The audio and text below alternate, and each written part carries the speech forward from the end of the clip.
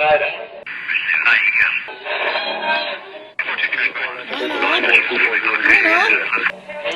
is that you?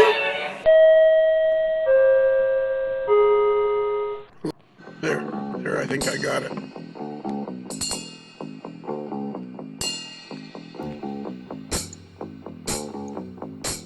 Okay, Andy, what are we doing today? Andy, Straightball, Dorsch, and I are going to take a tour of the Soo Line, 2nd Division. The second subdivision from Stevens Point to Fond du Lac. Right. It's a 100-mile stretch of rail that is currently now in use today by the Canadian National. Look at the size of that. It's a double-deck layout, is it? Yeah, it's a 28 by 41 double-decked layout that covers every stop on the second sub between Stevens Point and Fond du Lac. It's amazing. Really? Every stop between Stevens Point and Fond du Lac? Yep. Every stop. I always wonder when I see those white Soo Line units, you always wonder, like, what possessed them to paint them white? I don't know. They got dirty pretty fast, you know. Like they'd get dirty as soon as they started them up. Yeah, especially if they had an Alco in there.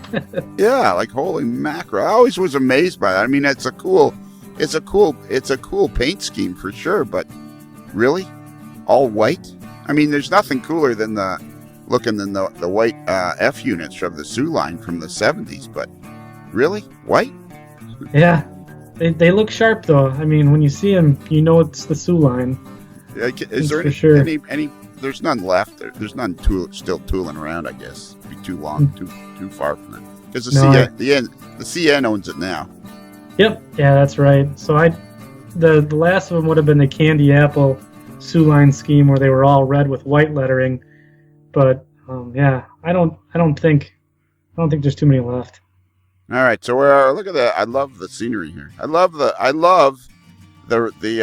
ballast. The ballast is done so well. It looks so real. I wonder if he's just using Woodland Scenics ballast or what he's using. Yeah, I think that is a combination of Woodland Scenics and some other stuff, and then I really like that Chevy pickup truck in the scene there. My buddy in high school had one of those. That looks like that looks like it's like a late 60s, early 70s. It's probably packing a 350 in there. All right, now this bridge is cool. How scenic is it? I would say probably 90% scenic. Really? There's just a couple spots that weren't, but a majority of it, I would say 90% was scenic. Luke has been working on the Oshkosh scene, and we'll get to that later in the clips here. But oh man, it really looks impressive walking into a giant layout and it's all scenic. Okay, that bridge scene or this bridge scene, like how high above the floor is it? Is this the second deck or the first deck? Yeah, we're at the second deck, and the deck probably sits about maybe chest level on me, so a little above 5 feet. Okay. And how deep is it? It varies. Some are only 12 inches, some 24, but all the track is accessible. Yeah? Yeah, you can reach in and you won't have a problem. That's wildly important. This is a nice scene here. Where are we now? Yeah, Sheridan. Just watch the signal. Changes as he goes through the next block there. That's pretty sweet. Oh, really? His block detection works pretty well. Every block the train went through, as it passed through, they would automatically flip. Oh, neat. So have you ever operated on this layout? I got to operate on it once, and we took a train from Stevens Point to Fond du Lac, similarly to what we're doing right now, what we're following, and I almost got into a cornfield meet in Amherst. I almost didn't make the siding. There was a big one of those long rail trains coming westbound, and I almost got wiped out by him. So we're in, what is the name of this place? Waiawega? Waiawega. How do I know that name? Back in 94, there was a huge train derailment there where a couple propane cars tipped over and started on fire. The Really? fire burned for almost 3 weeks, and they evacuated the whole town, 2,300 people. 3 weeks. Yeah. Wow. Holy Yeah, it moly. was so intense they couldn't put it out. Propane tanks. Fremont, Wisconsin. That's right. So, did I see a farm in the background? You said you liked this scene or something. Yeah, this is one of my favorite scenes on his layout. I like this, the detail and the fence in the foreground, and then the background. The scene's not all that deep. However, you really get the view of perspective here with the farm in the backdrop. It really looks. How deep was it? This scene, I believe, was maybe between 15 and 20 inches. Not too deep. Wow. And now where are we at now? Reedfield? Wheatfield. Yeah. Wheatfield. Reedfield. Yeah. Reedfield. Yeah. Reedfield, Wisconsin. Yeah, not much there today. Just a couple of farms and some cows, and that's about it. And okay, so now we're basically out in the boonies now, right? Yeah. So once you get between Waiawega and Neenah, there's not much there. Waiawega. Yeah. Waiawega. Is that Waiawega? Yeah, Waiawega. It's like in Wisconsin they were trying to pick names where people only Wisconsinites. That's a cool scene right there. That is a really cool scene. Yeah, this is another good one. The power poles all alternate and face the gussets that hold up the cross members all face each other and then alternate just like in the prototype. So he made the power poles by hand? No, some are bought, but he rotated them so that they all had the right orientation. Really? Yeah. And the gussets are all offset, just like on a proper power pole.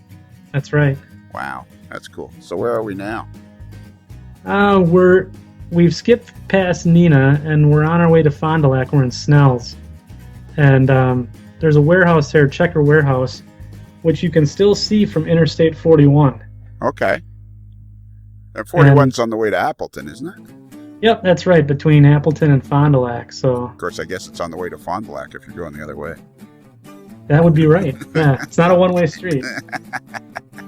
That would be cool. One-way 2-lane highways that go on for 50 miles. So of course, I guess they have that in freeways, don't they?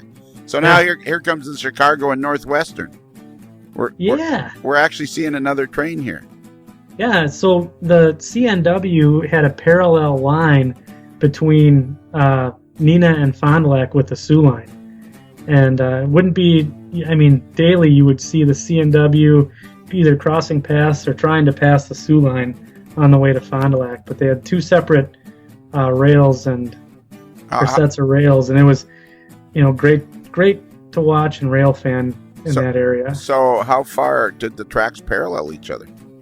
Within about 10 feet or 10 to 20 feet in some spots. For how long? How long of a distance? Between Neenah and Fond du Lac, so about 40 miles. Wow. So there'd be two railroads paralleling each other for 40 miles. Yep. That's cool. We're in Oshkosh. Oshkosh, Wisconsin. Downtown Oshkosh.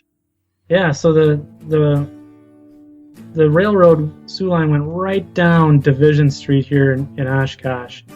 The tracks have been, and the street have been relocated. It was a pretty sweet scene here on the layout, and some of the buildings in Oshkosh that he has on his layout are in the exact spot where they are still today, standing. Really? Yeah. And including the old bar, the old college bar, the Calhoun Beach Club, which is just right around the corner by that blue Mercury in the picture there. How come you know so much about the Calhoun Beach Club? I did go to college there in Oshkosh, so. So occasionally you were at the Calhoun Beach Club? Yeah, on occasion, on a Friday night. So where are we headed now? So we're in the last stop before we get to Fond du Lac. It's in Van Dyne. How come this siding doesn't look very long? It's not very long.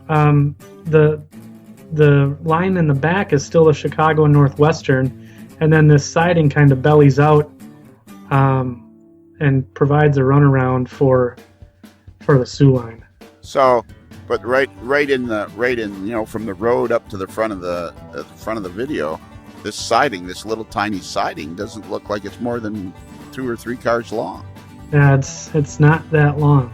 Do you think, is it prototypical? Like, it's prototypically built like that? Well, I don't know. It's been a while since I've been through Van Dyne. Right. But I know that there isn't a lot of room there today. Oh, maybe it was for an engine turnaround or something like that, or an engine swap or something. It's pretty cool track work, though. Really cool track work. How does he? Do you know how does he control his? Are all the switch machines powered and all that? Yep, all the switch machines are powered from the dispatcher's panel that he has in another room in the dispatcher's office, and as you go through the different blocks, it indicates that on the panel, and the switches get flipped. Huh. It's really slick operation. And did you take any pictures of the dispatcher's panel, or? I did not. We were so hot and heavy in running trains that I missed that finer point. He's also got a pretty extensive crew lounge there too. Oh, does he? Pretty sweet, yeah. Couches and all sorts of memorabilia from the Soo Line on the walls. And so he's been building it for about 20 years, I think you said. Yeah, about 20 years. That's cool. Well, that was a cool run on the Soo Line, the 100 miles from Fond du Lac, from Springfield to Fond du Lac. No, from Stevens Point. Stevens Point to Fond du Lac. That's right.